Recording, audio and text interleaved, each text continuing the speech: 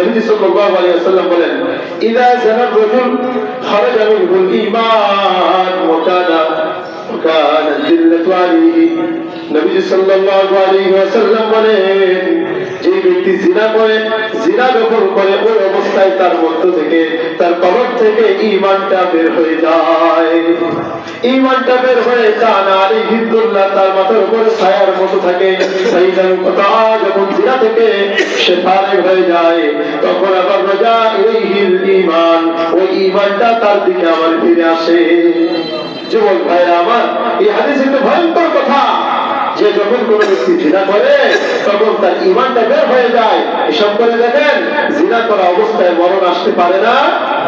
কত মানুষ, কত খবর এরকম সামনে আসে যে জিনা করা অবস্থায় এই ব্যক্তিকে মানুষ পিটিয়ে মেরে ফেলেছে, ডাকাতি করতে গিয়ে মরেছে। হ্যাঁ, জিনা করা অবস্থায় মানুষ মরে গেছে, এরকম অহরহ ঘটনা আছে। ঈমান ধরে মারা যেতে হবে, চিরস্থায়ী জাহান্নাম। প্রিয় ভাইরা আমার, এই কয়েকটা অপরাধের কথা বললাম, এগুলো থেকে আমরা বিরত থাকবো। وطبيب قلوبنا ومولانا محمدا عبده ورسوله أرسله بالحق بشيرا ونذيرا وداعيا إلى الله بإذنه وسراجا وقمرا منيرا. أما بعد، فقد قال الله سبحانه وتعالى في كلامه المجيد وفي فرقانه الحميد: أعوذ بالله من الشيطان الرجيم. بسم الله الرحمن الرحيم. حميم والكتاب المبين. إنا أنزلناه في ليلة مباركة إنا كنا منذرين. وعن أبي موسى الأشعري رضي الله تعالى عنه عن رسول الله صلى الله عليه وسلم قال: إن الله ليطلع إلى خلقه في ليلة النصف من شعبان فيغفر لجميع خلقه إلا لمشرك أو مشاحن. صدق الله العظيم وصدق رسوله النبي الكريم، ونحن على ذلك لمن الشاهدين والشاكرين. سبحانك لا علم لنا إلا ما علمتنا إنك أنت العليم الحكيم. আমরা মুহাব্বতের সহিত একবার দরুদ সালাম পাঠ করি। اللهم صل على محمد وعلى آل محمد كما صليت على إبراهيم وعلى آل إبراهيم إنك حميد مجيد. اللهم بارك على محمد وعلى آل محمد كما باركت على إبراهيم وعلى آل إبراهيم إنك حميد مجيد. معزز محترم মুসল্লিয়ান, আল্লাহ রাব্বুল আলামিনের দরবারে আমরা শুকরিয়া জ্ঞাপন করি যে মহান রব্বুল আলামিন আমাদেরকে সপ্তাহের সর্বশ্রেষ্ঠ দিন পবিত্র জুমার দিনে দুনিয়ার মধ্যে সর্বশ্রেষ্ঠ স্থান মসজিদে আসার তৌফিক দান করেছেন এবং কোরআন ও হাদিসের আলোকে কিছু দ্বীনি আলোচনা করার এবং শোনার তৌফিক দান করেছেন। এজন্য আমরা সকলেই দিল থেকে আওয়াজ করে কালিমাতুশ শুকর আদায় করি, বলি আলহামদুলিল্লাহ। সম্মানিত মুসলিম কিরাম, আল্লাহ পাক রব্বুল আলামিনের দয়া এবং অনুগ্রহ আমাদের উপর অনেক অনেক বেশি। এই শেষ নবীর উম্মতের উপর আল্লাহ রব্বুল আলামিনের পক্ষ থেকে কিছু অতিরিক্ত নিয়ামত দেওয়া হয়েছে, যেগুলো পূর্ববর্তী উম্মতের উপর দেওয়া হয়নি। এই বিষয়ে আমরা গত সপ্তাহে একটা হাদিস আমরা জেনেছি যে আল্লাহ তাআলা আমাদেরকে সময় অল্প দিলেও, হায়াত কম দিলেও, কিন্তু এই কাজের বিনিময়ে দ্বিগুণ থেকে বহুগুণ দান করেন। সুবহানাল্লাহ। ভাইরা আমার, আলোচনা আজকে ইনশাআল্লাহ আমরা যে মাসের মধ্যে আছি, যে মাসটা চলতেছে আরবি মাস, এই মাসের নাম কি? সবাই বলেন, এটা আওয়াজ করে বলি, শাবান মাস। এই মাসটাই বরকতপূর্ণ, এই মাসটাই আমলের মাস, রমজানের প্রস্তুতিমূলক কাজ করার, ইবাদত করার মাস। আর এই রাতের মধ্যে, এই মাসের মধ্যে আল্লাহ রাব্বুল আলামিন আমাদের জন্য একটি বিশেষ রজনী, একটি বৈশিষ্ট্য মণ্ডিত রজনী আমাদেরকে দান করেছেন। সেই রজনীর নাম কি একটু বলেন তো? আর একটু জোরে বলেন। শবে বরাত, আমাদের লোকমুখে প্রসিদ্ধ শবে বরাত, কিন্তু আসলে এই শব্দটা মূলত শবে বারাত, শবে বারাত। তো আমাদের কাছে প্রসিদ্ধ শবে বরাত, কোনো অসুবিধা নেই বলতে।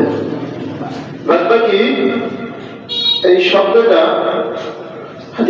হাদিসের ভাষ্য ভিন্ন, যেটাকে বলা হয় লাইলাতুন নিসফি মিন শাবান, যার বাংলা অর্থ হলো শাবানের মধ্য রজনী। তো যে নবী হোক, লাইলাতুন নিসফি মিন শাবান অথবা শবে বারাত, যেটাই হোক না কেন, এই রাতটা আমাদের জন্য অত্যন্ত গুরুত্বপূর্ণ এবং এই রাতটা আমাদের জন্য অত্যন্ত মর্যাদাপূর্ণ, ঠিক না? ইনশাআল্লাহ এই বিষয়ে অল্প কিছু আলোচনা করব। তো আপনাদের কাছে আরেকটি প্রশ্ন, নির্বাচন কবে? সবাই বলতেছেন তো? মাশাআল্লাহ, সবার মুখে মুখে 12 তারিখ একদম মুখস্থ ঠোঁটস্থ হয়ে আছে। যদি বলি রমজান কবে, বলতে পারবেন? হ্যাঁ,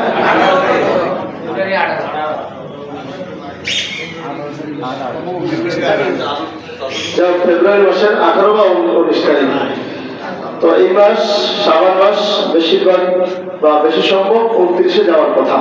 গত মাস রজব মাস যেহেতু 30-এ গেছে, সেই হিসেবে এই মাস 29-এ যাওয়ার বেশি সম্ভাবনা রয়েছে। সেই হিসেবে আজকে শাবান মাসের কত তারিখ বলতে পারবেন? 10 তারিখ। কত? তাহলে শবে বরাত আসবে কবে? সবাই বলে না, আমরা হিসাব করি না। শাবান মাসের 14 তারিখ দিবাগত রাত, ইংরেজি মাসের কত তারিখ আসে? 3 তারিখ। আগামী মঙ্গলবার দিবাগত রাতটা হলো সেই আমাদের কাঙ্ক্ষিত বরকতময় রাত। বুঝে আসছে বিষয়টা? এই হিসাবের দরকার আছে না নাই ভাই? আছে। নির্বাচনের হিসাব আমাদের সকলের কাছে আছে, কিন্তু আমাদের যে নির্বাচনের চাপে, ওই যে বলে নির্বাচনের ঠেলায়, আমাদের দ্বীনি বিষয়গুলো আমরা বলতে বসেছি। কবে শবে বরাত বা আজকে কয় তারিখ, এটা আমরা মনে রাখতে পারি না। গত সপ্তাহে আমল দিয়েছিলাম অনেকগুলো, তার মধ্যে একটা সহজ আমল ছিল যে আমরা গণনা করবো রমজানের কয়েকদিন বাকি আছে, ঠিক আছে না? আজকে যদি 10 তারিখ হয়, সেই হিসেবে 29-এ মাস গেলে আর মাত্র 19 দিন বাকি আছে, ঠিক না? আর 30-এ মাস গেলে আর মাত্র 20 দিন। তো যাই হোক, এই হিসাবগুলো আমরা করবো ইনশাআল্লাহ, ঠিক আছে? সর্বপ্রথম এই শব্দ নিয়ে একটু আলোচনা করি। শবে বারাত, শবে বারাত এটা মূলত দুটি শব্দ, একটা হলো শব আর একটা হলো বারাত। সব এটা হলো ফার্সি ভাষায়, আর বারাত এটা হলো আরবি ভাষা। তো ফার্সি এবং আরবি সমন্বিত একটা শব্দ আমাদের সামনে পরিচিত হয়ে গেছে, সেটা আমরা বলি শবে বারাত, যার বাংলা অর্থ আসে সব অর্থ রাত, আর বারাত অর্থ হলো নিষ্কৃতি লাভ করা, মুক্তি লাভ করা, নাজাত পাওয়া, নির্দোষ প্রমাণিত হওয়া। কি বললাম? নিষ্কৃতি লাভ করা, নাজাত পাওয়া, মুক্তি পাওয়া, নির্দোষ হওয়া, সবগুলো কাছাকাছি অর্থ, একই অর্থ। এক কথা আমরা যদি বলি যে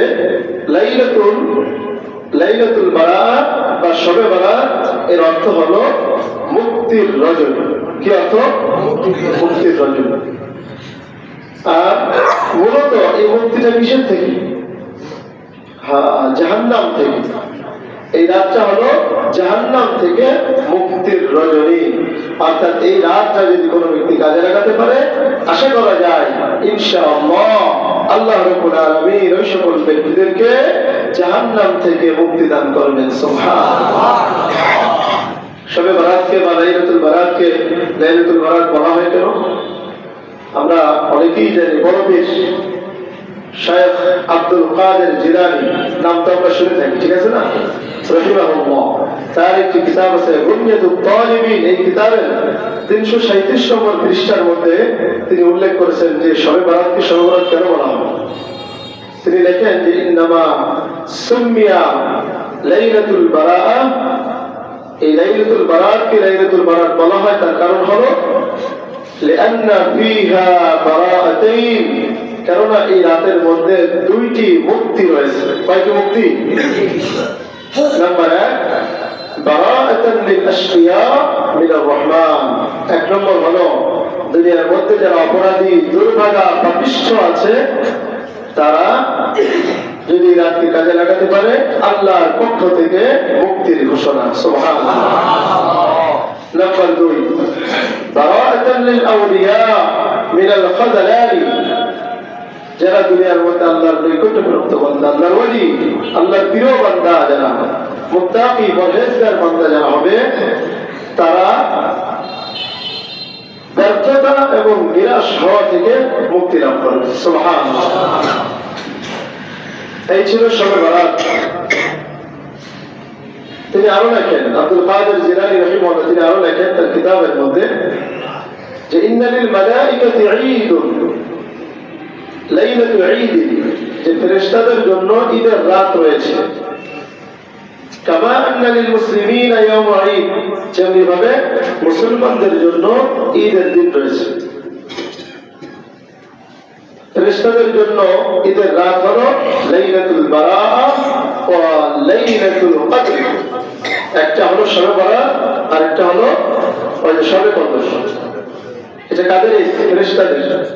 আর মুসলমানদের জন্য বা মুমিনদের জন্য ঈদ হলো ইয়াউমুল ফিত্র ওয়া ইয়াউমুল আযহা। ঈদুল ফিতর আর ঈদুল আযহা। ঈদুল মালাইকাতি বিল লাইল, আর ফেরেশতাদের ঈদ হলো রাতে। তার কারণ কি? লিআন্নাহুম লা ইয়ানামুন, কারণ তারা কখনোই ঘুমায় না।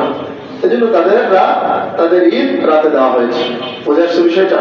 এটা আব্দুল কাদের জিলানী রাহিমাহুল্লাহ তিনি তার কিতাবে লিখে গেছেন। এই শবে বরাতের এই শব্দ সম্পর্কে আমরা জানলাম। এরপরে আমরা জানবো যে শবে বরাত আসলে এটার প্রামাণিকতা আমরা জানবো, এটা আসলে আছে কি না। শবে বরাত সম্পর্কে আমাদের দেশে এই শবে বরাতটা প্রান্তিকতার শিকার, ঠিক আছে? কেউ কেউ এটাকে অস্বীকার করে বসে, তারা বলে শবে বরাত নাই। আবার কেউ কেউ এই শবে বরাতকে কেন্দ্র করে বিভিন্ন ধরনের সীমালঙ্ঘন এবং শিরকি, কুফরি, বিদআতি কাজের মধ্যে লিপ্ত হয়ে যায় এই শবে বরাতকে কেন্দ্র করে। দুইটার দুই প্রান্তে রয়ে গেছে। আমরা ইনশাআল্লাহ কোরআন এবং হাদিসের মাধ্যমে সঠিক বিষয়টা জানার চেষ্টা করব। মধ্যম পন্থা যেটা, সেটা আমরা জানব। প্রথম কথা হলো যে আল্লাহ তাআলা সূরা দুখানের একটা আয়াতের মধ্যে বলেন ইন্না আনজালনাহু ফি লাইলাতিন মুবারাকাহ, যে আমি এই কোরআন নাযিল করেছি একটি বরকতময় রাতের মধ্যে।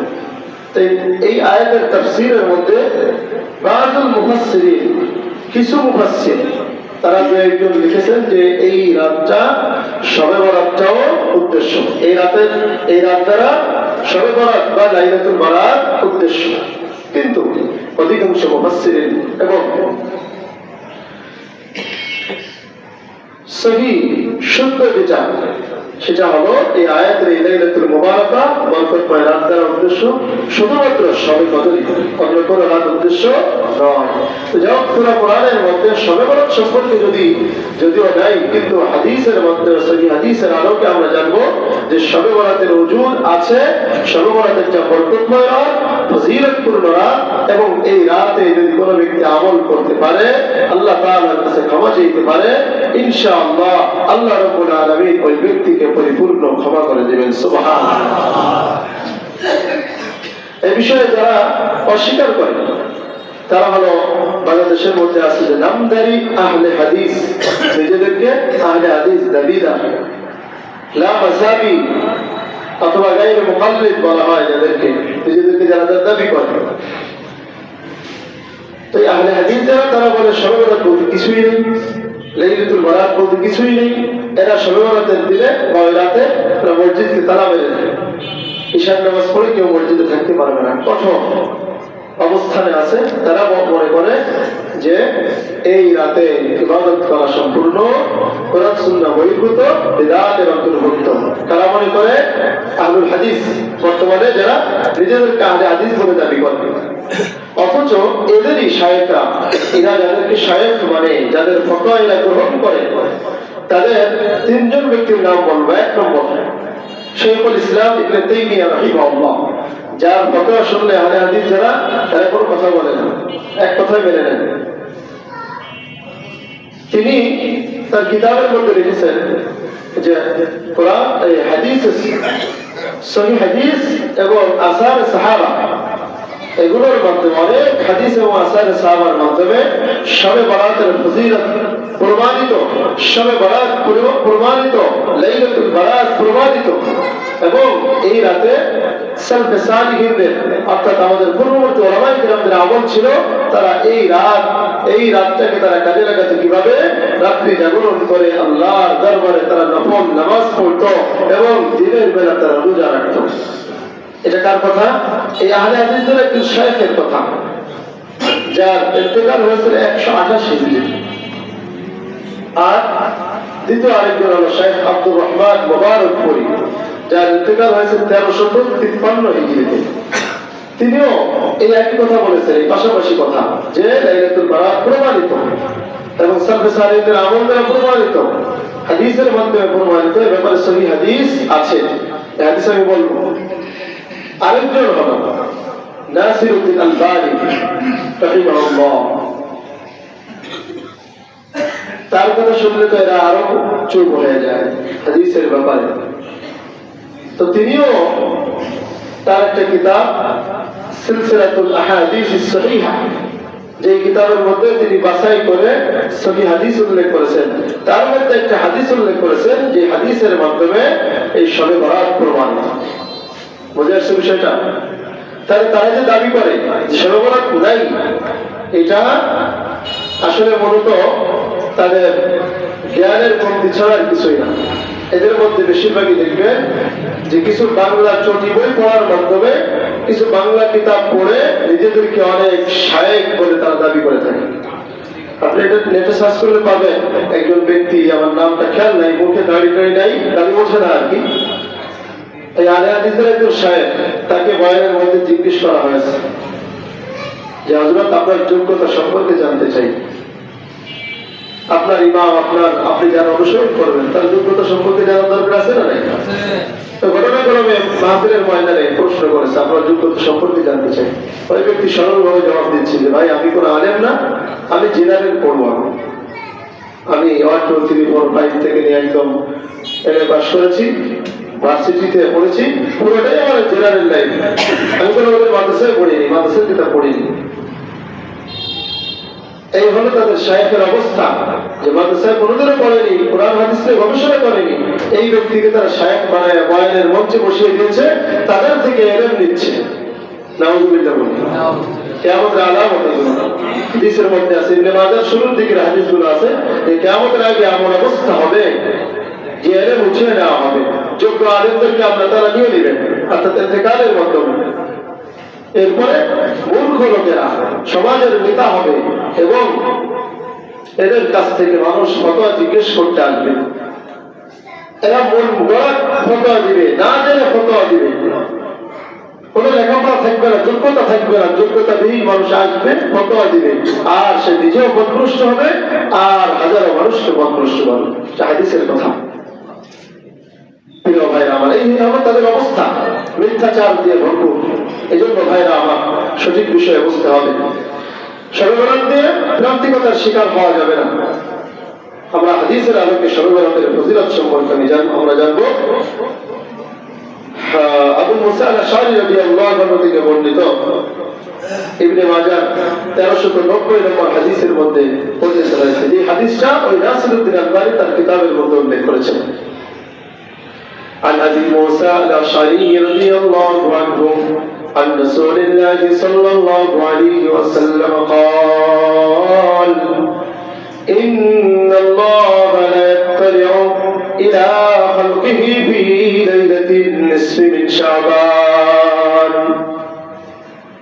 الله رب العالمين লাইলাতুল নিসফি মিন শাবান শাবানের মধ্য রজনীতে তার মাখলুকের প্রতি তার বান্দার প্রতি সকল মাখলুকের প্রতি তিনি নিবদ্ধ হন এবং ফায়াগফিরু লিজামি খালকিহি তিনি তার সকল মাখলুককে সাধারণ ক্ষমার ঘোষণা করে দেন সুবহানাল্লাহ আর যারা বলে সুবহানাল্লাহ তবে দুই শ্রেণী গঠিত যারা এই সাধারণ ক্ষমার অন্তর্ভুক্ত হবে না এক নম্বর হলো নবী বলেন ইল্লা লিল-মুশরিকিন আও মুশাহিদিন দুই শ্রেণীর ব্যক্তি এক হলো যে ব্যক্তি শিরকের মধ্যে লিপ্ত রয়েছে শিরককারী দুই নম্বর হলো যে ব্যক্তি বিদ্বেষ করে বিদ্বেষ পোষণকারী নাউযুবিল্লাহ দুই শ্রেণী ব্যতীত বাকি সবাইকে সাধারণ ক্ষমার ঘোষণা যিনি দিয়েছেন তিনি কে আরো জোরে বলেন তিনি কে ভাইরা এই লাইলাতুল নিসফি মিন শাবান অর্থাৎ শবে বরাত বলে আমরা যেটাকে লাইলাতুল বারাত বলে মুক্তির রজনীতে আল্লাহ রাব্বুল আলামিন সকল মাখলুককে সাধারণ ক্ষমার ঘোষণা করে দেন এজন্য এই রাতে আমাদের তওবা করার দরকার আছে না নাই যদি আমরা খাঁটি দিলে তওবা করতে পারি তাহলে দেখা যাবে যে আমাদের সকল গুনাহ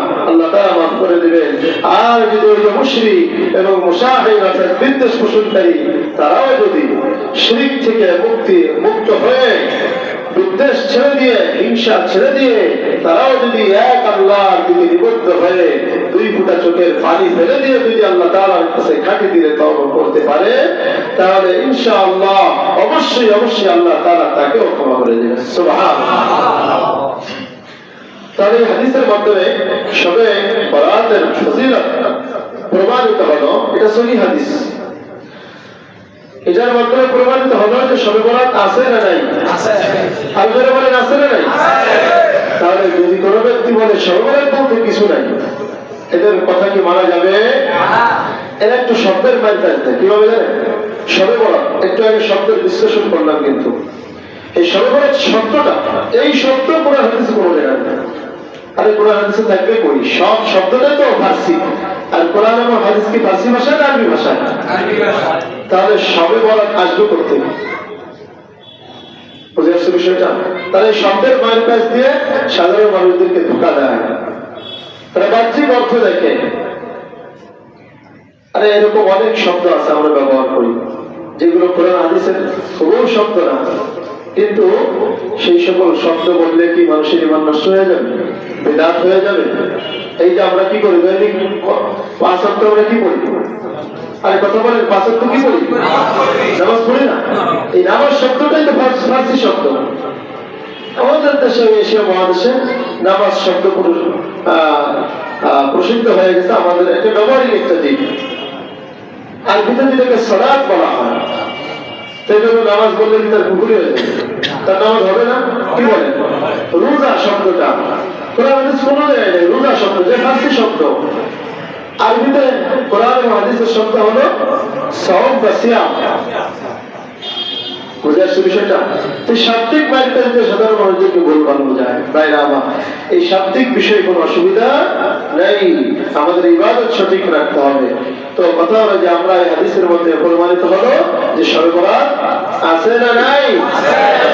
আরেকটা হাদিস তিরমিজি শরীফের 739 নম্বর হাদিসের মধ্যে আম্মা জান হযরত আয়েশা সিদ্দিকা রাদিয়াল্লাহু আনহা তিনি একদিন বলেন, فقدت رسول الله صلى الله عليه وسلم ذات ليلة এক রাতে আমি রাসূল সাল্লাল্লাহু আলাইহি ওয়াসাল্লামকে হারিয়ে ফেলি, আমার রুমে আমি পাইলাম।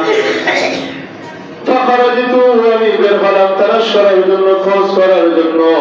দেখি ফাইদা হুয়া ফিল বাকি, মদিনার পাশেই অর্থাৎ মসজিদ নববীর পাশেই অবস্থিত জান্নাতুল বাকিতে আমি দেখি রাফিউন বাসাহু ইলা সামা, আসমানের দিকে মাথা উঁচু করে নবীজি সাল্লাল্লাহু আলাইহি ওয়াসাল্লাম অবস্থান করছেন।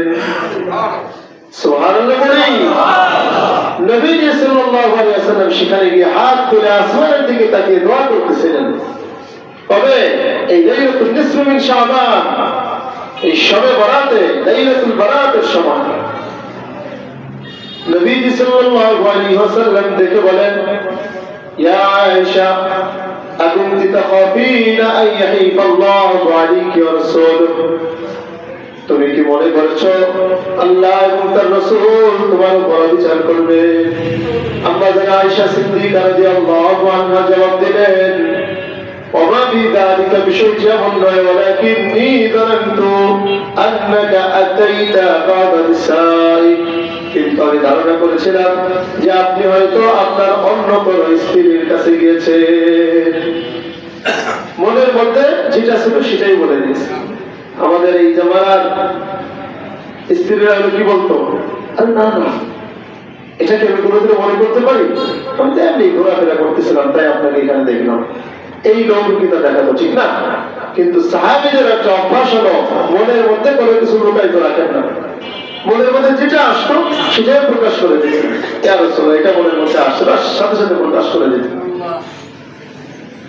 নবীজি সাল্লাল্লাহু আলাইহি ওয়াসাল্লাম তখন বলেন, ইন্নাল্লাহা আযজা ওয়া জাল্লা ইয়ানজিলু লাইলাতান নিসফি মিন শাবান, নিশ্চয় আল্লাহ রাব্বুল আলামিন এই মধ্য রজনীতে, শাবানের মধ্য রজনীতে তিনি আসমান থেকে অবতরণ করেন, কুদরতিভাবে অবতরণ করেন, অর্থাৎ তার সকল বান্দাদের প্রতি নিবদ্ধ হন। ইলাস সামাঈদ দুনিয়া, দুনিয়ার আসমানে এসে তিনি সকল উম্মতের প্রতি, সকল বান্দাদের প্রতি, মাখলুকের প্রতি তিনি নিবদ্ধ হন। নবীজি বলেন, ফায়াগফিরু লিআকসারা মিন শারি গনামি বনি কালবিন, নবীজি বলেন যে বনি কালব গোত্রের যত বকরিগুলো রয়েছে, সকল বকরির পশমের চাইতে বেশি সংখ্যক লোকদেরকে আল্লাহ রাব্বুল আলামিন এই রাতে ক্ষমা করে দেন। একটা বকরির গায়ে কতগুলো পশম থাকে? 10-12টা? অনেক। এবং সেটা যদি একবার হয়, বনি কালব গোত্রের মধ্যে অনেক, তারা অনেক বেশ পালন করতো, অনেক বকরি পালন করতো, এই জন্য তাদের কথা বলা হয়েছে। অর্থাৎ বোঝানোর উদ্দেশ্য অনেক আধিক্য বোঝানো যে অসংখ্য মানুষকে আল্লাহ তাআলা এই দিন ক্ষমা করে দিবেন। তাই আমার এই হাদিসটা সনদের দিক দিয়ে একটু দুর্বল, কিন্তু ফজিলতের ক্ষেত্রে এটা গ্রহণযোগ্য। বুঝে আসছে বিষয়টা? ফজিলতের ক্ষেত্রে গ্রহণযোগ্য। এই হাদিসের মধ্যে একজন রাবী আছে, যে রাবী সম্পর্কে দুর্বল বলা হয়, তার সম্পর্কে তার স্মৃতিশক্তি দুর্বল হয়ে গেছিল বয়স হয়ে যাওয়ার পর, মিথ্যা কথা বলার জন্য নয়, যার জন্য তার এই হাদিসটা গ্রহণযোগ্য, জয়ীফ হলেও গ্রহণযোগ্য। এবং তার একটা হলো যে তার সনদের মধ্যে সবচেয়ে উত্তম সনদ হলো যে হাদিসগুলো আম্মা জান হযরত আয়েশা সিদ্দিকা রাদিয়াল্লাহু আনহা থেকে বর্ণনা করেছিলেন। আর এই হাদিসটা আমরা জেনেছি আম্মা জান আয়েশা সিদ্দিকা রাদিয়াল্লাহু আনহা থেকেই বর্ণিত হয়েছে। এই জন্য এই হাদিসটাও ফজিলতের ক্ষেত্রে গ্রহণযোগ্য। তাহলে এই হাদিসগুলোর মধ্যে আমরা প্রমাণ করতে পারলাম যে এই রাত আছে, এই রাতের ফজিলত আছে, ঠিক কিনা?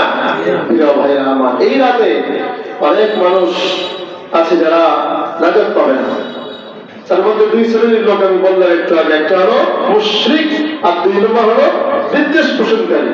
এই জন্য শিরক এবং হিংসা বিদ্বেষ থেকে আমাদের বিরত থাকতে হবে। পারবো তো ইনশাআল্লাহ? কারা কারা রাজি আছে ইনশাআল্লাহ? আল্লাহ তাআলা আমাদের সবাইকে সব ধরনের শিরক এবং হিংসা থেকে হেফাজত করুন, বলেন আমিন। যে হাদিসটা আমরা শুনলাম, হাদিসের মধ্যে প্রমাণিত যে হিংসুক এবং মুশরিককে আল্লাহ তাআলা ক্ষমা করবেন না, অর্থাৎ সাধারণ ক্ষমা এরা পাইবেন না যতক্ষণ পর্যন্ত তওবা না করবে। সাধারণ ক্ষমার অর্থ হলো যে যদি কোনো ব্যক্তি তওবা নাও করে তাও আল্লাহ তাআলা ওই ব্যক্তিকে আল্লাহ তাআলা ক্ষমা করে দেবেন ইনশাআল্লাহ। কিন্তু যে ব্যক্তির মধ্যে শিরক থাকবে, শিরক থেকে মুক্ত থাকবে না, ওই ব্যক্তিকে আল্লাহ তাআলা ক্ষমা করবেন না যতক্ষণ পর্যন্ত শিরক থেকে বিরত না হবে। শিরক থেকে পবিত্র হতে হবে, হিংসা থেকে পবিত্র হতে হবে। প্রিয় ভাই আমার, হিংসা নাই এমন ব্যক্তি আমার মনে হয় এলাকায় কি বলেন আছে নাকি? হ্যাঁ, হিংসা বুঝবেন কিভাবে? বুঝবেন যখন দেখবেন যে আপনার অন্য ভাই কোন একটা জিনিস অর্জিত হয়েছে, কোন একটা জিনিস অর্জন করেছে, তখন এই অর্জিত জিনিসটা দেখে বা তার একটা উন্নতি দেখে যদি আপনার মনে মধ্যে খারাপ লাগে, এটাই হিংসা, এটাই হলো হিংসা। আর এই হিংসার বশবর্তী হয়ে মানুষ এখন কত ধরনের অন্যায় কাজ করে, ও আমার উপরে উঠবে কেন, ঠিক কিনা? এই জন্য ভাই হিংসা সব ধরনের, এই যে যত হুদ্দা ফাসাদ দেখেন সব কিছুর মূলে হিংসা। আর হিংসার মূলে আরেকটা জিনিস আছে, সেটা হলো অহংকার। অহংকারী যে ব্যক্তি হবে ওই ব্যক্তি কিন্তু জান্নাতে প্রবেশ করতে পারবে না। দেখেন এই দিনও এই রাতেও কিন্তু অহংকারীও কিন্তু মাপ পাবে না, কারণ অহংকার থেকে হিংসা আসে। ভাইরা আমার, অহংকার এত খারাপ জিনিস, এত ভয়ঙ্কর জিনিস। হাদিসের মধ্যে এক হাদিসের মধ্যে বলা আছে মিন খারদালিন, সরিষার দানা পরিমাণ যদি অহংকার থেকে জান্নাতে যাবে না। আর এক হাদিসের মধ্যে বলা হয়েছে আপনার যাররা পরিমাণ, মিসকাল যাররাতিন, যার মধ্যে আপনার যাররা অণু পরিমাণ যার মধ্যে অহংকার থেকে এই ব্যক্তি জান্নাতে প্রবেশ করতে পারবে না। ছেলে বলে নাউযুবিল্লাহ। আল্লাহ সেই মুসলিম শরীফের হাদিস হযরত আব্দুল্লাহ ইবনে মাসউদ রাদিয়াল্লাহু আনহু থেকে বর্ণিত। আর আব্দুল্লাহ ইবনে মাসউদ রাদিয়াল্লাহু আনহু আন রাসূলুল্লাহ সাল্লাল্লাহু আলাইহি ওয়াসাল্লাম قال لا يدخل الجنة من كان في قلبه مثقال ذرة من كبر। ওই ব্যক্তি জান্নাতে প্রবেশ করবে না যেই ব্যক্তির অন্তরে যাররা পরিমাণ, অণু পরিমাণ অহংকার থাকবে। বলেন নাউযুবিল্লাহ। এক সাহাবী জিজ্ঞেস করলেন, ইয়া রাসূলুল্লাহ, এক ব্যক্তি বা মানুষ জিন্দা রইল, সে মনে করে বা সে চায়, ইউরিদু, যে সে চায় যে তার একটা কাপড়, তার একটা জুতা সুন্দর হোক, সুন্দর কাপড় পরা, সুন্দর জুতা পরা, এটাকে অহংকারের অন্তর্ভুক্ত? নবীজি সাল্লাল্লাহু আলাইহি ওয়াসাল্লাম বলেন, ইন্নাল্লাহা জামিল ইউহিব্বুল জামাল। জেনে রাখো আল্লাহ রাব্বুল আলামিন সুন্দর। এ মুসলমান ভাইরা আমার, সকল সুন্দরের চাইতে সুন্দর যিনি, তিনি কে? নবীজি বলতেছেন আল্লাহ হলেন সবচেয়ে সুন্দর। ইউহিব্বুল জামাল, তিনি সৌন্দর্যকে পছন্দ করেন। নবীজি সাল্লাল্লাহু আলাইহি ওয়াসাল্লামের পর অহংকারের সংজ্ঞা দিচ্ছেন। অহংকার প্রকৃতপক্ষে অহংকার হলো আল কিবরু বাতারুল হাক্কি ওয়া গামতুন নাস। অহংকার হলো সত্য এবং ন্যায় বিষয়কে, হক বিষয়কে সামনে আসার পরও ছুড়ে না, গ্রহণ না করা, এটাকে বলা হয় অহংকার। ওয়া গামতুন নাস, এবং মানুষকে ঘৃণা করা। বিষয়টা সত্যকে গ্রহণ না করা আর মানুষকে ঘৃণা করার নামই হলো অহংকার। তাকে হিসাব করে দেখেন, যখন ইমাম সাহেব বা আলেম সাহেব কোন সত্য কথা বলে যেটা আমার আমলের বিপরীত, তখন সেই ইমামের উপরে, সেই আলেমের উপরে দেখা যাবে যে অনেক মানুষ সত্য গ্রহণ তো করে না, বরং আরো চড়াও হয়ে যায়। আছে কিনা এরকম? এরকম দুর্ঘটনা কখন পরে আছে না? নাই, আছে। বুঝতে হবে এই ব্যক্তি অহংকারের চূড়ান্ত পর্যায়ে আছে। এই অহংকারের কারণে মানুষ কুফরির মধ্যে লিপ্ত হয়, শিরকের মধ্যে লিপ্ত হয়। 2 নম্বর পরিচয় হলো মানুষকে ঘৃণা করা। কোনো মানুষকে ঘৃণা করা যাবে না। আরে সাদা কালা, সাদা সুন্দর, কালা সুন্দর না, এটা কারা বোঝাইছে? আমরা বোঝাই দিচ্ছি কোনো জায়গায় যে কালো ভালো না? আরে কোনো জায়গায় আছে? আরে আমরা বোঝাই দিচ্ছি।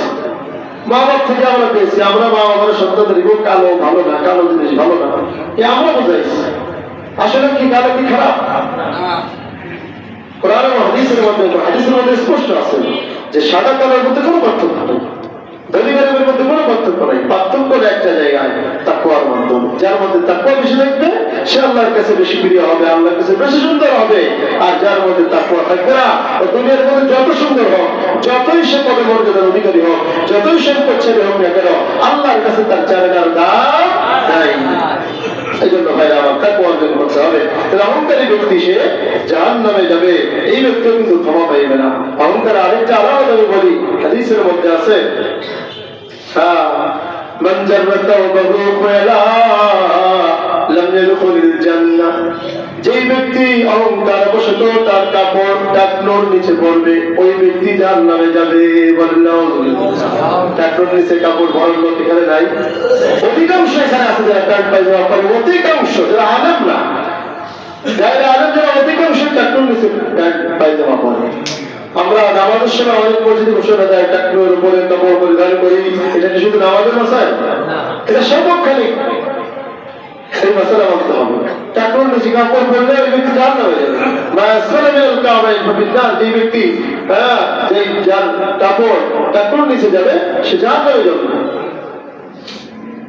এটা ভাইরা আমার, এজন্য টাকনোর নিচে কাপড় আমরা পরবো না কোনোভাবে।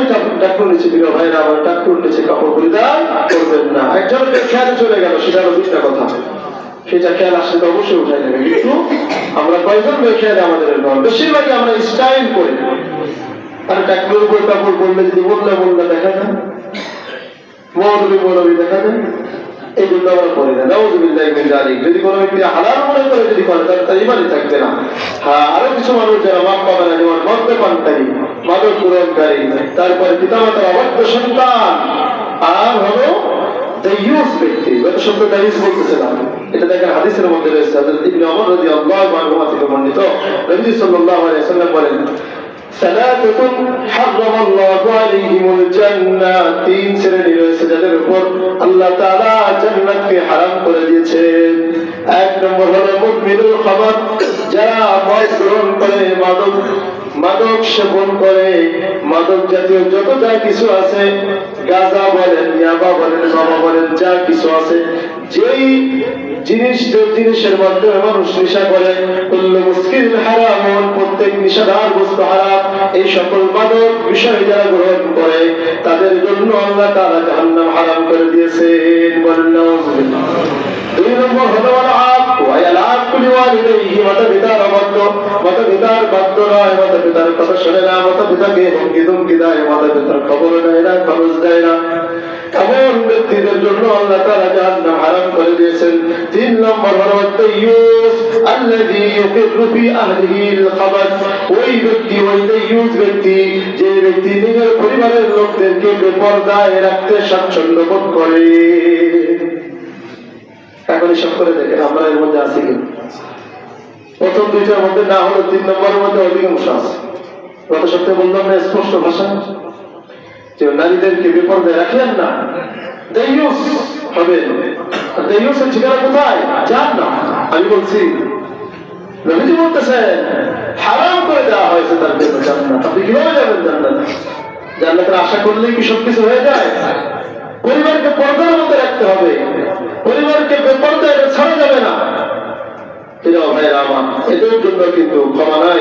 আরেকজন শ্রেণী পাওয়া যাবে মুতারাজ্জিলা, যেই সকল নারী পুরুষের বেশ ধারণ করে, এরা এদের জন্য জান্নাত হারাম। হাদিসের মধ্যে নবীজি বলে, এদের দিকে আপনারা তাকাবেন না, এদের সঙ্গে কথা বলবেন না।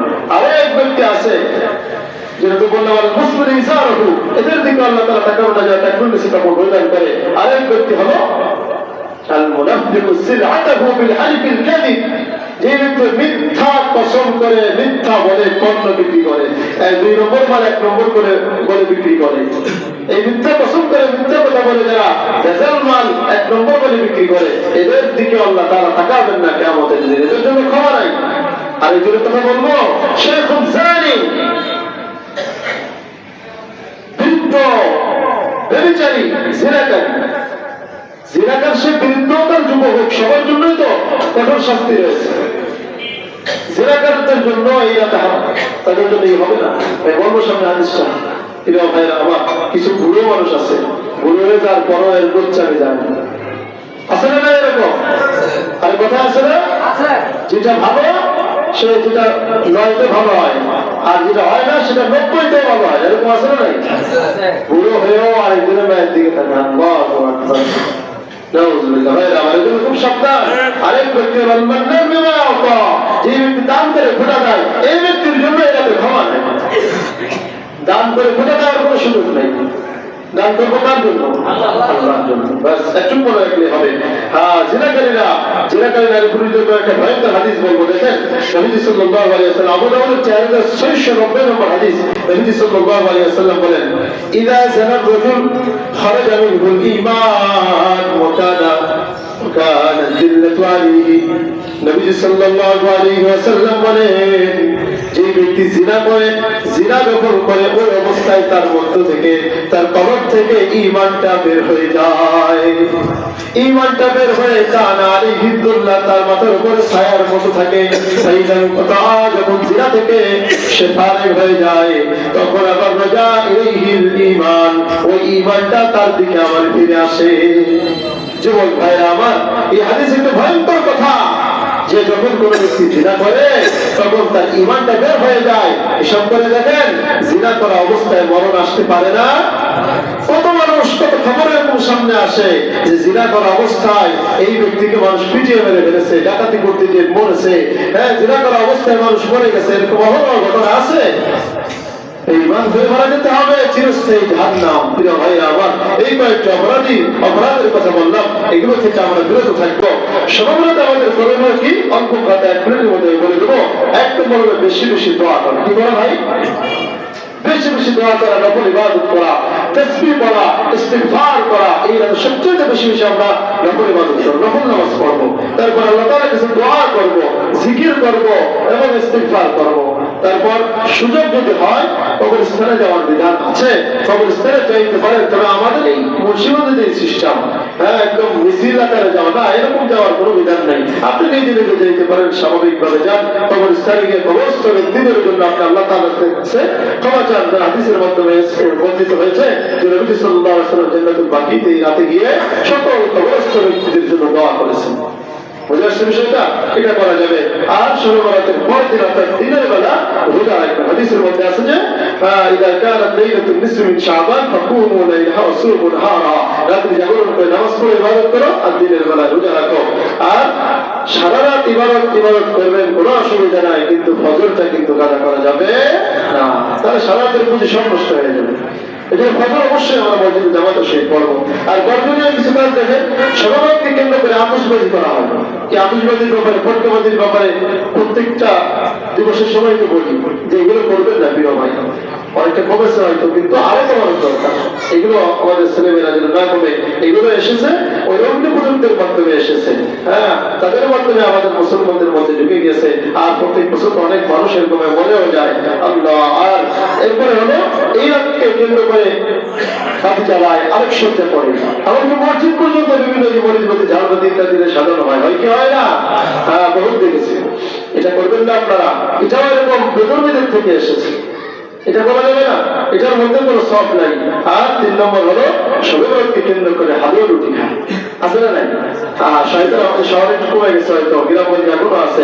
শয়তান আমাদেরকে বোঝায়, শয়তান আমাদেরকে প্ররোচনা দেয় যে এরা একটা ইবাদত করে অনেক উপরে উঠে যাবে, তো এদেরকে কেমনে ইবাদত থেকে বিরত রাখা যায়। মা বোনদেরকে কাজে লাগা, জোহরের পর থেকে একদম মাগরিব পর্যন্ত, আসর যাবে, মাগরিব যাবে, এই কাজের মধ্যে ঈশা যাবে, অলসতা করে, বাস 3 ওয়াক্ত নামাজ কাজা হয়ে যাবে। হালুয়া রুটি আমাদের মেয়ে এরকম করা যাবে? সব হালুয়া রুটি খাওয়া এটা নিষেধ না প্রিয় ভাই। আপনি যে কোনো দিন খান, কোনো অসুবিধা, প্রতিদিন খান। এই যে হোটেলে তো পাওয়া যায় হালুয়া রুটি, কোনো অসুবিধা নেই, প্রতিদিন খান। কিন্তু শবে-বরাতকে কেন্দ্র করে শবে-বরাতের হালুয়া রুটি এভাবে করা যাবে না, এই সবককে কেন্দ্র করে যতগুলো অনুষ্ঠান এগুলো আছে এগুলো করার কোনো সুযোগ নাই, ইসলামে নাই। আপনারা করলে আপনারা বুঝবেন, না করলে তো ভালো, আলহামদুলিল্লাহ, বাকি আমার কোনো দায় নেই। ইসলামে যেটা আছে সেটা আমি বলে দিলাম। 4 নম্বর হলো এই যে আগরবাতি জ্বালায় ঘরের মধ্যে, কবরে আগুন জ্বালায়, খবরদার এটা করবেন না। আরেকটা অনেক জায়গায় বিশ্বাস রাখে যে এই রাতে হয়তো মৃত ব্যক্তিরা তাদের আত্মা ঘোরাফেরা করে, আমাদের বাড়িতে আসে, এই জন্য বাড়িগুলো পরিষ্কার পরিচ্ছন্ন রাখতে হবে, আগরবাতি জ্বালাইতে হবে। নাউজুবিল্লাহ বলেন। এই ধরনের বিশ্বাস রাখা সম্পূর্ণ নিষেধ, এটা শিরকি পর্যায়ে চলে যাবে। প্রিয় ভাই আমার, এই যেগুলো নিষেধ এগুলো আমরা করবো না, যেগুলো আমল করণীয় এগুলো আমরা বেশি বেশি করার চেষ্টা করবো ইনশাআল্লাহ। আর আগামী মঙ্গলবার ইনশাআল্লাহ আমরা সবাই আগে আসার চেষ্টা করবো। আমরা নামাজ পড়ে আমরা বেশি দেরি করবো না, অল্প সময় কথা বলে আমরা সবার জন্য দোয়া করে আমরা ছেড়ে দেবো ইনশাআল্লাহ। আল্লাহ তাআলা আমাদের বিকাশ শুনলাম পরিপূর্ণরূপে আমল করার তৌফিক দান করেন।